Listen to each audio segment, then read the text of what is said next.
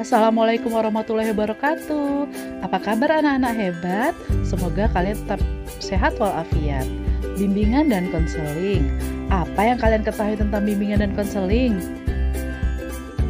BK polisi sekolah, BK pencari kesalahan siswa, atau BK hanya untuk menangani siswa-siswa yang bermasalah saja. Itu anggapan yang keliru. Yuk kita kenalan dengan BK agar kalian tidak salah memahami. Yang pasti, BK bukan mata pelajaran, BK bukan muatan lokal, BK bukan ekstrakurikuler. BK atau bimbingan konseling adalah suatu layanan yang diberikan kepada peserta didik atau siswa, baik secara perorangan ataupun kelompok, agar siswa mampu mengenal kelebihan dan kekurangan diri, mandiri, serta mampu mengembangkan diri secara optimal sesuai tugas perkembangannya. Kalian sekarang berada pada fase remaja, yaitu usia antara 11 sampai 18 tahun. Dalam menjalani perkembangannya, siswa SMP mengalami transisi atau masa perpindahan dari masa kanak-kanak menuju masa remaja. Nah, pada masa ini seringkali terjadi perubahan yang dapat menyebabkan guncangan pada perkembangan mental dan psikis. Layanan BK hadir untuk memfasilitasi peserta didik agar dapat mempelajari dan mencapai tugas-tugas perkembangannya secara optimal.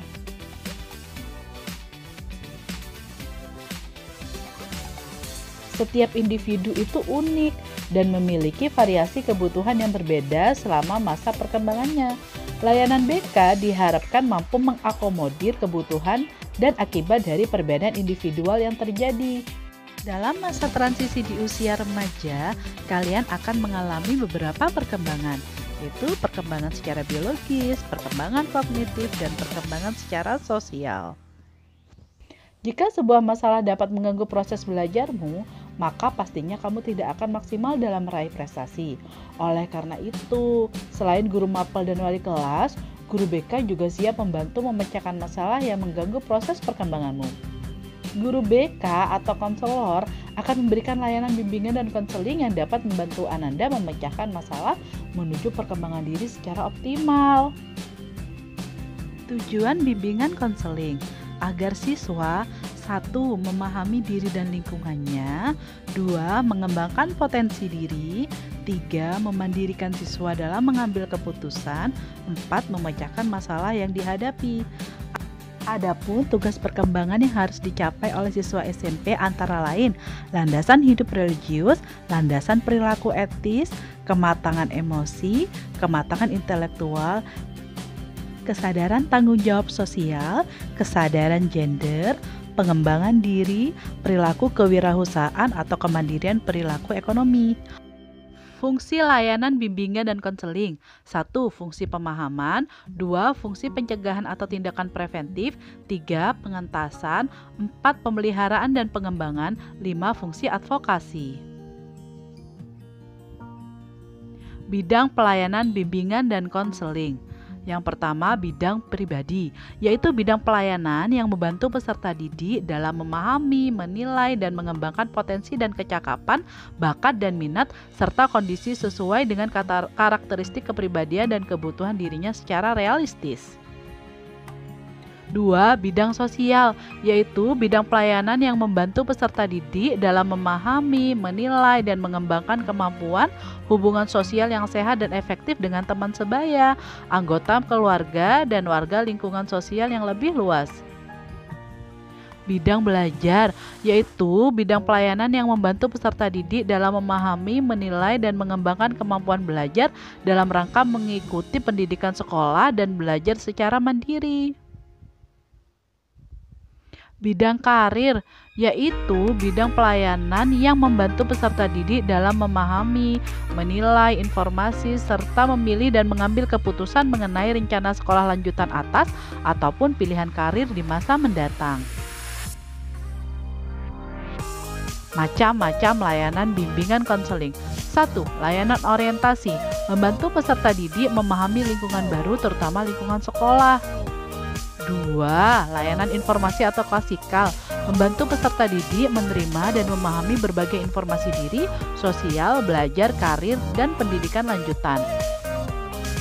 3. Layanan penempatan dan penyaluran, membantu peserta didik memperoleh penempatan tepat di dalam kelas, kelompok belajar, dan kegiatan ekstrakurikuler.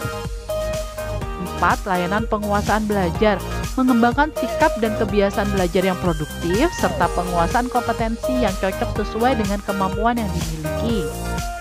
5. Layanan konseling perorangan, layanan yang membantu peserta didik dalam mengentaskan masalah pribadinya secara empat mata. 6. Layanan bimbingan kelompok, membantu peserta didik dalam pengembangan pribadi, hubungan sosial, kegiatan belajar, karir, dan dari pengambilan keputusan melalui dinamika kelompok. 7. Layanan konseling kelompok, membantu peserta didik dalam mengentaskan masalah pribadinya melalui dinamika kelompok.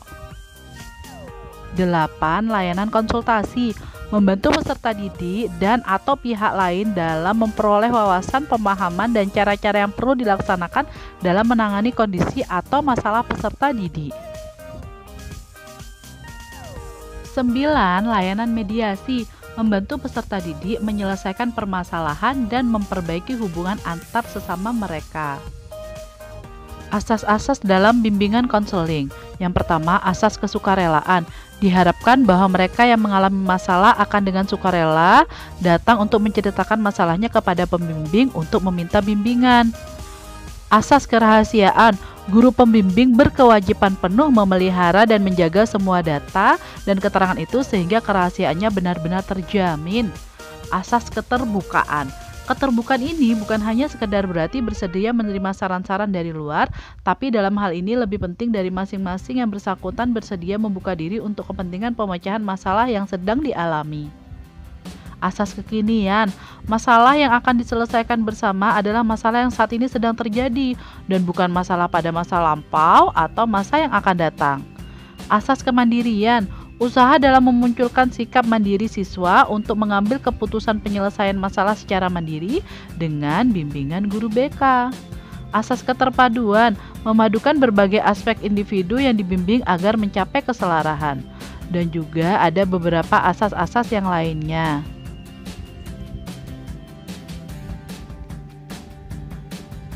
Melalui asas, tujuan, serta berbagai metode layanan setiap peserta didik yang diberikan layanan bimbingan konseling akan dirahasiakan informasi pribadinya, serta diterima dengan sukarela dan terbuka oleh guru BK.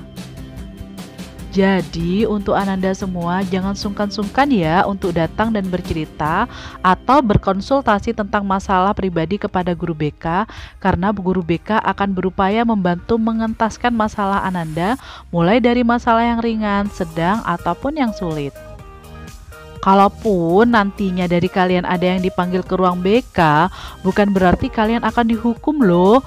Justru guru BK akan membantu mengarahkan kalian untuk menyelesaikan segala problem yang muncul agar kalian bisa berkembang ke arah yang positif dan tentunya membentuk kalian menjadi pribadi yang siap untuk sukses di masa mendatang. Nah, bagaimana? Kalian sudah paham kan tentang peranan BK di sekolah? Semoga dengan layanan bimbingan konseling dapat membantu kalian mencapai tugas perkembangan yang maksimal dan optimal. Terima kasih sudah menyimak tayangan ini. Tetaplah jaga kesehatan, siap menjadi siswa yang berprestasi dan unggul, dan sukses di masa depan. Wassalamualaikum warahmatullahi wabarakatuh.